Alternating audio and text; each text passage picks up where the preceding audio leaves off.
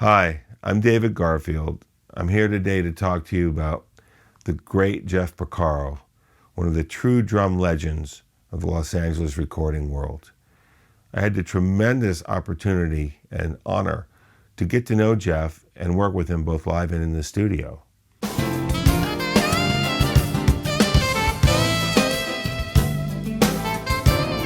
Jeff was one of the greatest drummers in the 70s and 80s, 90s in Los Angeles.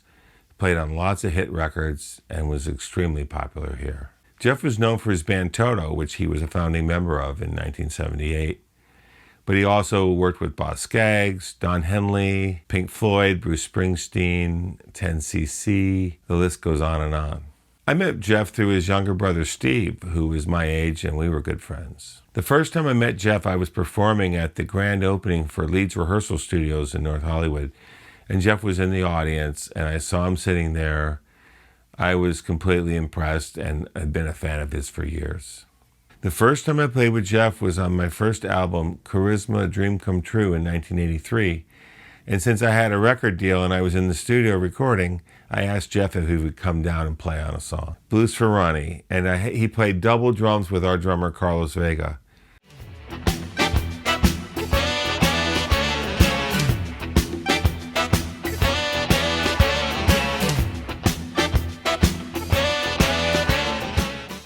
After we had recorded on Dream Come True, a few years later, I asked Jeff to come play with me at the Baked Potato, and that's when we started playing together. It started out as David Garfield and Friends, and it was me, Nathan East on bass, Jeff on drums, Steve Lukather on guitar, Brandon Fields on sax, and Lenny Castro on percussion. And after several weeks of playing, we decided, let's have a name for the group, and Lenny came up with Los Lobotomies. It was a special LA project. We would only play at the Baked Potato randomly, and people would line up in the afternoon to come see us. There was always a host of guest artists that would come through, such as Marcus Miller, Slash from Guns N' Roses, George Benson, Eric Clapton, you name it. People came through to see us, and sometimes they jam with us too. We later went in the studio to record the album Los Lobotomies, which was thought to have been recorded live at the Baked Potato, but we actually recorded it live in a studio in West Los Angeles called The Complex. And we brought in our own crowd and performed live and recorded it on 24-track tape so we could later remix it down and do some overdubs.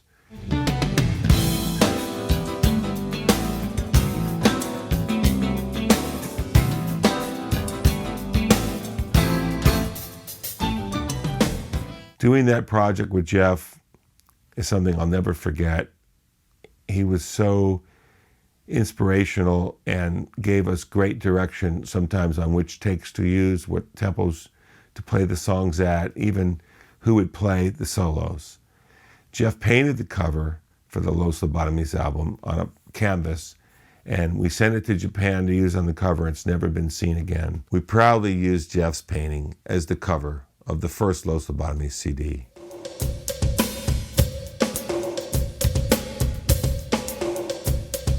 Jeff was so busy and in demand that he could not be at all the Los Lobotomies gigs, so quite frequently Greg Bissonette took his place.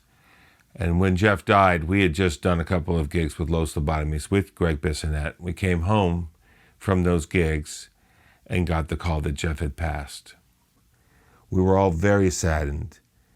The musical world was in grief and mourning, and there was a tremendous cry to make a tribute album to Jeff, something to remember him by. There were several record companies that wanted to make a Jeff Porcaro tribute record at the time, and it seemed like it would be something kind of, opportunistic or, capitalize on something. But I realized that somebody was going to make this record. And when it came to me, I thought, well, if I do this, I can do it with the family's involvement, with their blessing, and I can do it properly since I knew Jeff well and I was close with his brothers. So the key became to do the project in a way that the family and Jeff would like and be, proud of. The first step we did was we picked the drummers that we wanted to play on the record and picked the songs and the groove styles that we wanted to represent on the record. Well, Jeff was, a versatile drummer and known for several different beats that he played. So we thought to do a tribute to Jeff, we should base it around the kinds of things that he played. So he was tremendously into Hendrix, so we picked a Hendrix song. He was known for his shuffle, so we picked a shuffle. He was frequently known to have incorporated Bernard Purdie's halftime shuffle from Babylon Sisters into the Rosanna beat, so we did Babylon Sisters. And Jeff loved R&B, so we did Let's Stay Together, so forth. Well, there were a lot of people that were close to Jeff, so it was a no-brainer to bring in his brother Mike, Steve Lukather, Greg Bissonette, of course, Jim Keltner, Jeff was so close with. And as it went on, there were so many people that wanted to be involved, that loved him. And so the list of performers grew all the time. It just kept growing and growing to where we actually ran out of room. There were a couple of people we wanted to get on there, like Danny Korchmar, who was the guitar player from the section. I was really, really touched when I got a phone call from Don Henley down in Texas asking to be a part of the project. One of the biggest challenges we had was getting people together at the same time.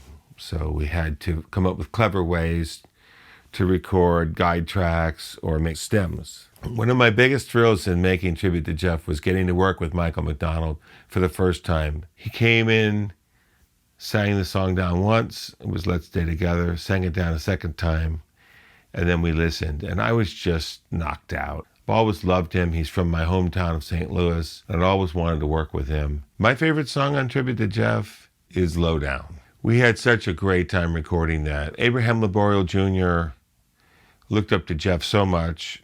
Jeff was his mentor, and he was thrilled to be able to play a song on this record. He was relatively new at the time, and I brought him in and put him with two of the funkiest session players, Freddie Washington, Ready Freddie on bass, and David Williams, DW, on guitar.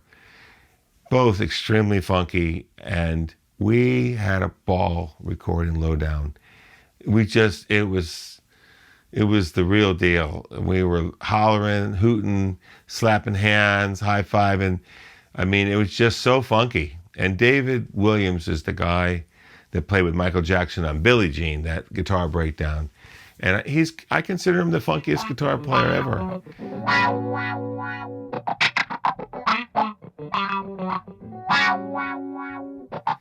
I'll never forget that night. And we do have some footage from that session, which we'll be putting out on our series, on our YouTube channel.